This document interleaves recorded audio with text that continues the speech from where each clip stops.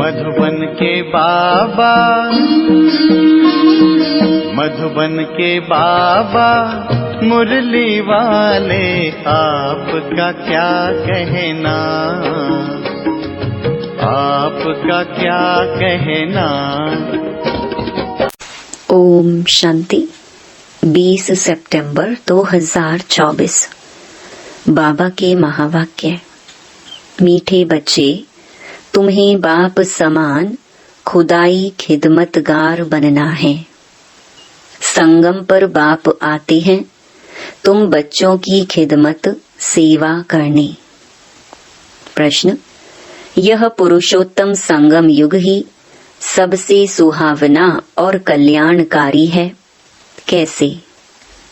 उत्तर, इसी समय तुम बच्चे स्त्री और पुरुष दोनों ही उत्तम बनते हो। यह संगम युग है ही कलयुग अंत और सतयुग आदि के बीच का समय। इस समय ही बाप तुम बच्चों के लिए ईश्वरीय यूनिवर्सिटी खोलते हैं, जहां तुम मनुष्य से देवता बनते हो। ऐसी यूनिवर्सिटी सारे कल्प में कभी नहीं होती। इसी समय सबकी सद्गति होती है। ओम शांति। रूहानी बाप रूहानी बच्चों को बैठ समझाते हैं। यहाँ बैठे बैठे एक तो तुम बाप को याद करते हो, क्योंकि वह पतित पावन है, इसलिए बाप को भी जरूर याद करना है। फिर स्वीट होम को भी याद करना है, क्योंकि वहां जाना है। फिर माल मिल्कियत भी चाहिए, इसलिए अपने स्वर्ग धाम को भी याद करना है, क्योंकि यह प्राप्ति होती है। बच्चे जानते हैं हम बाप के बच्चे बने हैं, बरोबर बाप से शिक्षा लेकर हम स्वर्ग में जाएंगे नंबरवार पुरुषार्थ अनुसार। बाकी जो भी जीव की आत्माएं हैं वह शांति धाम में चली जाएंगी। घर तो जरूर जाना है। बच्चों को यह भी मालूम हुआ अभी है रावण राज्य। इसकी भेंट में सतयुग को फिर नाम दिया जाता है राम राज्य। दो कला कम हो जाती हैं, उनको सूर्यवंशी उनको चंद्रवंशी कहा जाता है। जैसे क्रिश्चियन की डिनाइस्टी एक ही चलती है, वैसे यह भी है एक ही डिनाइस्टी, परंतु उसमें सूर्यवंशी और चंद्रवंशी हैं। यह बातें कोई भी शास्त्रों में नहीं है। बाप बैठ समझाते हैं, जिसको ही ज्ञान अथवा नॉलेज कहा जाता है। स्वर्ग स्थापन हो गया, फिर नॉलेज की दरकार नहीं। यह नॉलेज बच्चों को पुरुषोत्तम संगम युग पर ही सिखलाई जाती है। तुम्हारे सेंटर्स पर व म्यूजियम में बहुत बड़े बड़े अक्षरों में जरूर लिखा हुआ हो कि बहनों और भाइयों, यह पुरुषोत्तम संगम युग है जो एक ही बार आता है। पुरुषोत्तम संगम युग का अर्थ भी नहीं समझते हैं, तो यह भी लिखना है कलयुग अंत और सतयुग आदि का संगम। तो संगम युग सबसे सुहावना कल्याणकारी हो जाता है। बाप भी कहते हैं मैं पुरुषोत्तम संगम युग पर ही आता हूँ। तो संगम युग का अर्थ भी समझाया है। वैशाल्य का अंत, शिवालय का आदि, इसको कहा जाता है पुरुषोत्तम संगम युग।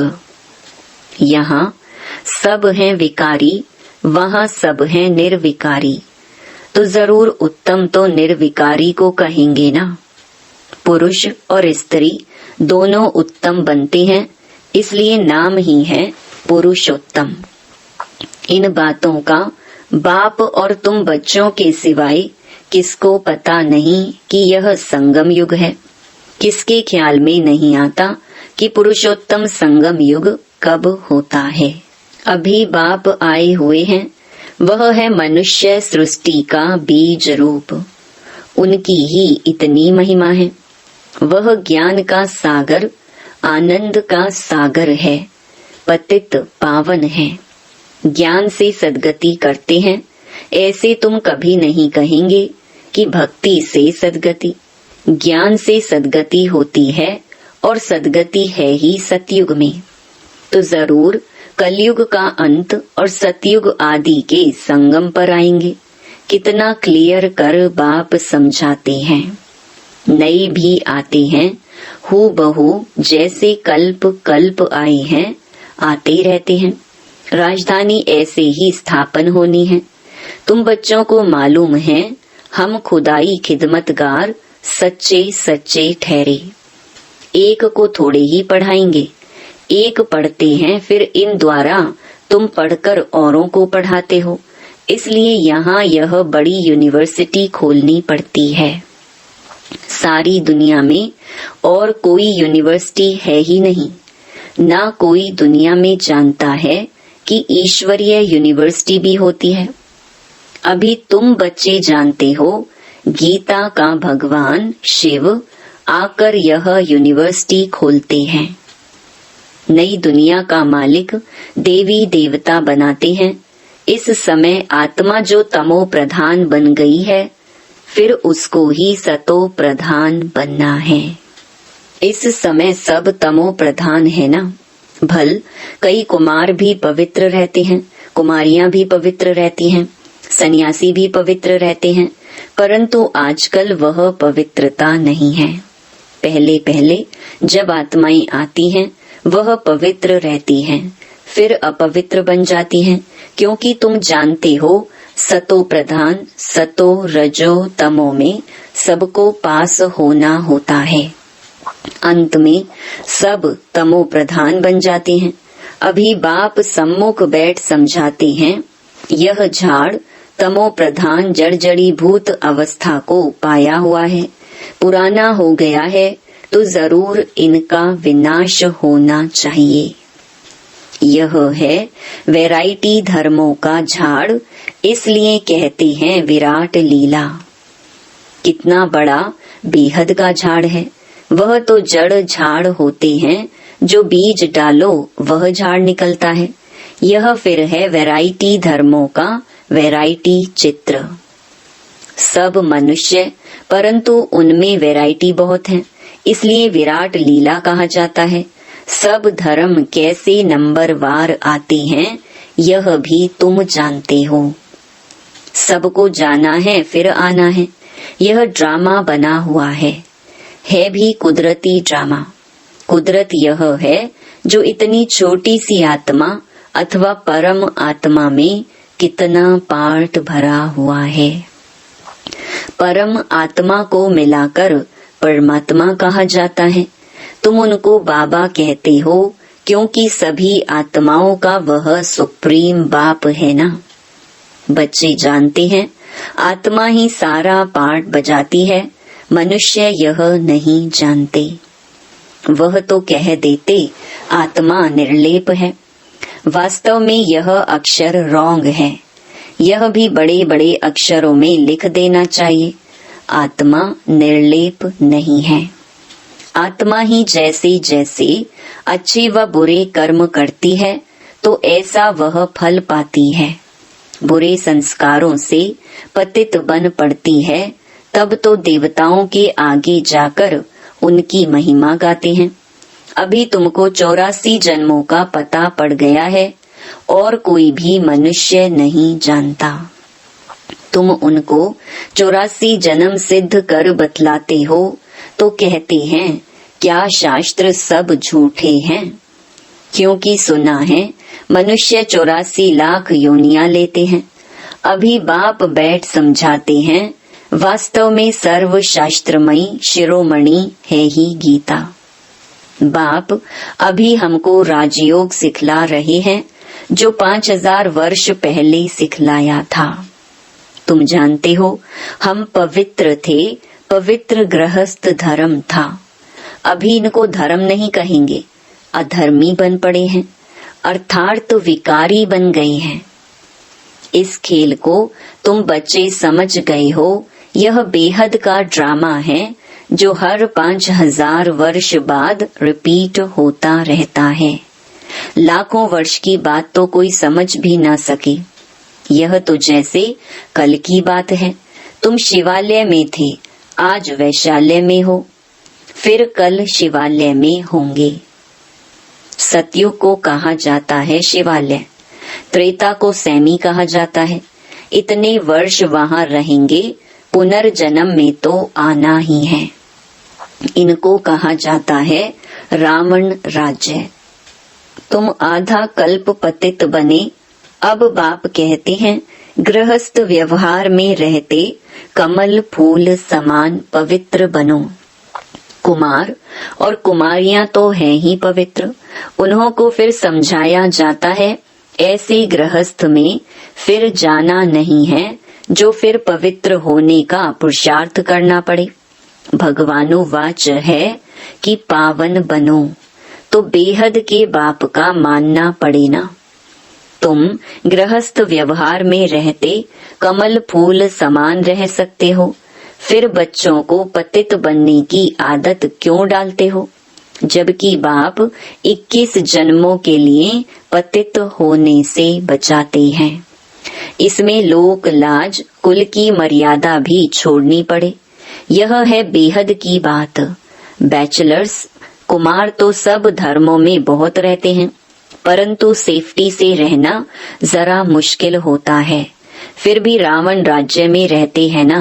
विलायत में भी ऐसे बहुत मनुष्य शादी नहीं करते हैं, फिर पिछाड़ी में कर लेते हैं कंपेनियनशिप के लिए। क्रिमिनल आई से नहीं करते हैं, ऐसे भी दुनिया में बहुत होते हैं। पूरी संभाल करते हैं, फिर जब मरते हैं तो कुछ उनको देकर जाते हैं, कुछ धर्माऊ लगा देते हैं, ट्रस्ट बना कर जाते हैं। विलायत में भी बड़े बड़े ट्रस्ट होते हैं जो फिर यहाँ भी मदद करते हैं। यहाँ ऐसा ट्रस्ट नहीं होगा जो विलायत को भी मदद करे। यहाँ तो गरीब लोग हैं, क्या मदद करेंगे।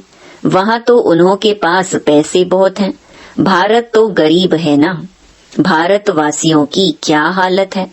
भारत कितना सिरताज था, कल की बात है। खुद भी कहते हैं 3000 वर्ष पहले पैराडाइज था, बाप ही बनाते हैं।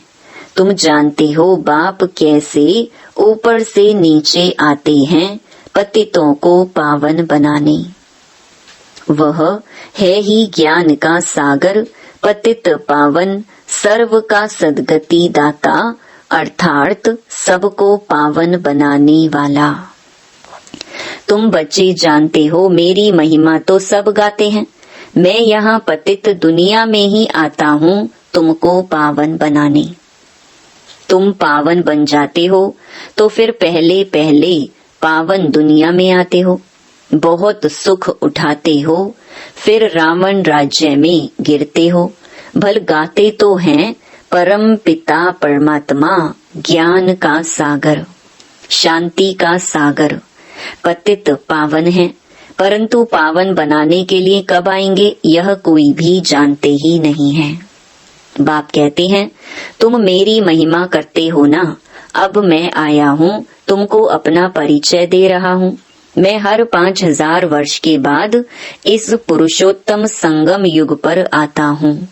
कैसे आता हूँ वह भी समझाता हूँ, चित्र भी है।